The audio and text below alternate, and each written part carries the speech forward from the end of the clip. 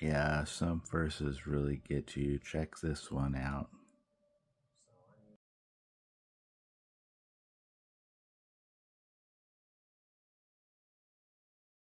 Day 4.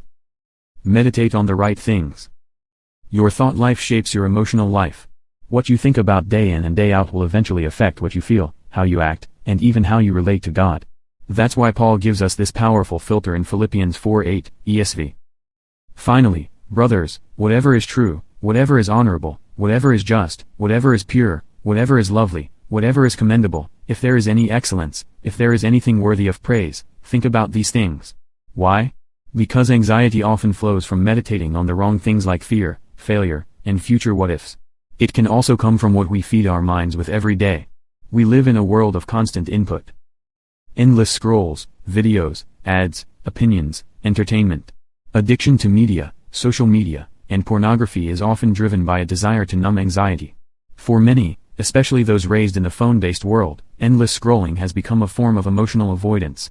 Instead of turning to God or processing emotions within healthy relationships, we self-soothe negative emotions with a Netflix binge, a TikTok spiral, or porn. Meditating on and feeding our mind with the things of this world doesn't pass the Philippians 4:8 test. These things are not always true. Not always pure. Rarely lovely or praiseworthy. So we have to ask ourselves honestly, what is my media diet doing to my mind? Consuming content that's shallow, negative, impure, or worldly doesn't just distract us, it conforms us. As Paul writes in Romans 12:2, ESV, do not be conformed to this world, but be transformed by the renewal of your mind, that by testing you may discern what is the will of God, what is good and acceptable and perfect. Worldly content creates and reinforces mental patterns of fear, comparison, insecurity, and anxiety. Jesus warned us that sin begins in the heart and mind. Matthew 15:19, ESV, says, for out of the heart come evil thoughts, murder, adultery, sexual immorality, theft, false witness, slander. But when we intentionally meditate on what's true, noble, pure, and excellent, we renew our minds and realign our hearts with God's. This is why we must fill our minds with God's Word. Joshua 1:8, ESV, says, this book of the law shall not depart from your mouth, but you shall meditate on it day and night, so that you may be careful to do according to all that is written in it. For then you will make your way prosperous, and then you will have good success.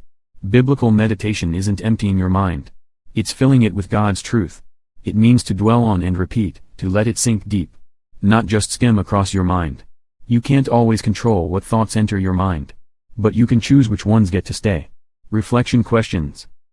What are you meditating on lately, fear or truth? How does your media diet compare to Philippians 4:8?